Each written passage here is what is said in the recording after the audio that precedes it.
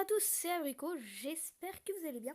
Aujourd'hui on se trouve pour un petit tuto dessin pour apprendre à dessiner un guépard avec le plus de base possible pour que le dessin soit facile à réaliser et esthétique à la fois. Avant de commencer la vidéo, j'aimerais remercier Momo qui m'a conseillé de dessiner cet animal. D'ailleurs, n'hésitez pas à aller voir sa chaîne.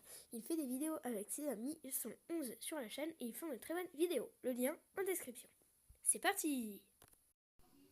Eh bien, pour commencer ce dessin, vous aurez besoin d'un critérium, d'une estompe en papier, d'une gomme, de 2 feutres. Donc j'utilise la marque Pro Marker, après c'est au choix. Donc c'est du rouge pivoine et du noir. Voilà. Et j'utiliserai un micropigment pour faire les zones assez fines, 0,5. Et 2 crayons pastel secs de Faber-Castell, blanc et noir. Pour commencer ce croquis, je vous invite à faire un quadrillage. Donc vous voyez les mesures sont sur les côtés. Vraiment, on pense à tout de nos jours. Bon, du coup, on va commencer par la base de ce dessin. Donc, même avec un quadrillage, on n'entame pas directement le dessin avec ses formes. Je trace un ovale pour la patte arrière et un rond pour le buste et l'omoplate. Ensuite, on va relier l'ovale et le rond, donc la patte et l'omoplate, pour faire la colonne vertébrale. Et puis, je vais tracer la patte qui fait une flexion. Ça veut dire que je dessine un dessin en mouvement. Et c'est la première fois que je dessine un animal en mouvement. Enfin, c'est la première fois sur ma chaîne que je dessine quelque chose en mouvement. Souvent, j'avais dessiné des animaux statiques et vraiment là ça change. Et puis quand il y a du mouvement, il y a de la perspective et du coup c'est assez technique ce qu'on dessine, mais voilà, c'est aussi esthétique. Je trace ensuite la patte avant gauche qui elle est collée au buste, donc elle va pas aller chercher loin devant, mais elle est plutôt collée. Et ensuite, je trace la patte arrière. Donc celle-ci, elle est étendue parce qu'elle va aider le guépard à se propulser vraiment loin.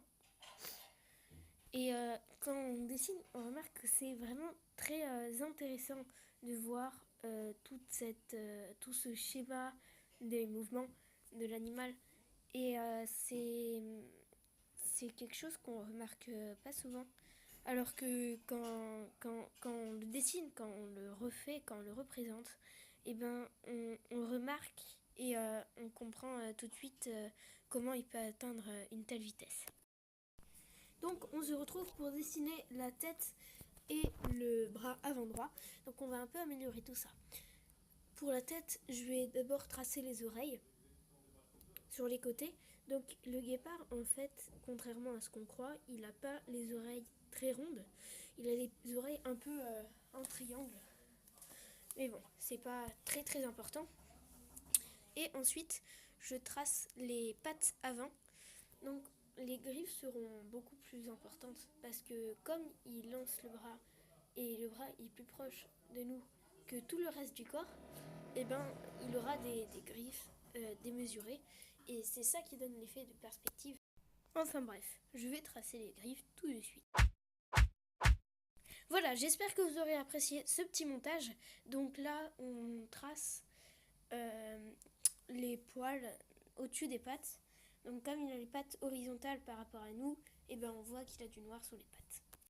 Ensuite, je vais repasser sur tout le long de l'animal et je vais améliorer certains points et le rendre plus propre en effaçant certains traits qui ne sont pas très esthétiques. Donc on s'occupe du visage. On commence d'abord par tracer un demi-cercle tout en bas avec l'ouverture vers le haut. On trace ensuite un V qui va nous servir de base pour la truffe de l'animal. Ensuite, je vais tracer 2 traits, un trait un petit peu courbé qui vont rejoindre jusqu'à la ligne la plus haute sur lequel je vais dessiner les yeux. Donc les lignes sont collées au bout des yeux et pas...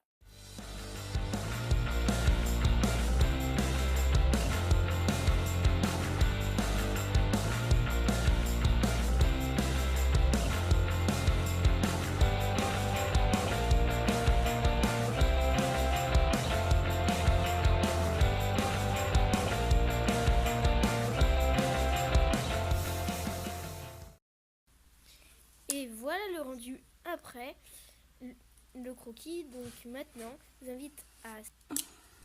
Je prends maintenant mon micropigment pour les traits les plus fins et je vais utiliser mon Pro Marqueur noir pour faire certaines taches qui sont assez conséquentes sur le corps et la tête. Une fois que vous avez placé les plus grosses taches avec le Pro Marqueur et les plus fines avec le micropigment, je vais tout simplement utiliser mes crayons pastel secs pour rendre un côté de volume, de profondeur.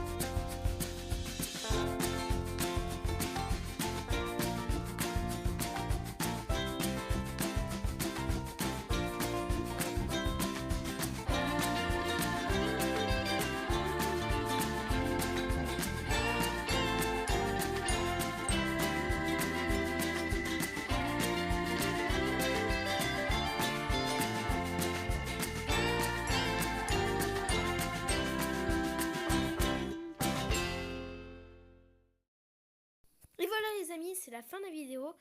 J'espère que vous aurez aimé. Si c'est le cas, n'hésitez pas à liker. Donc moi, j'ai vu qu'il y avait beaucoup de personnes qui n'étaient pas encore abonnées. Moi, je suis pas du genre à demander aux gens de s'abonner à la chaîne. Donc abonnez-vous à la chaîne et n'oubliez pas d'activer les notifications.